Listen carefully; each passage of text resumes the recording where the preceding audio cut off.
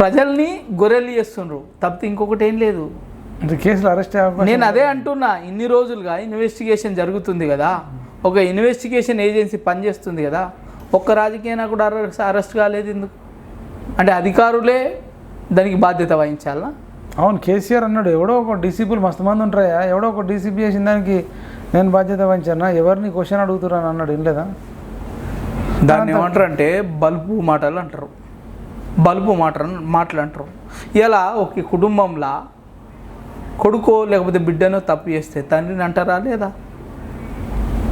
అరే నీ పెంపకంలో తప్పు ఉందని తండ్రిని అంటారా లేదా? ప్రభుత్వంలో ఇంత జరుగుతుంది కదా, నీ దగ్గర ఇంటెలిజెన్స్ వ్యవస్థ ఇంత ఉంది కదా, రిపోర్ట్లు అన్నీ నీకే ఇస్తారు కదా, మరి రిపోర్ట్లలో ఒక్కనాడు కనిపించలే ఇది ప్రభుత్వానికి చెడ్డ పేరు వస్తుంది, ఒక నీ వ్యక్తిగత విషయాలలో మనం దూరొద్దు అనే ఇంకిత జ్ఞానం ఉండాలి కదా.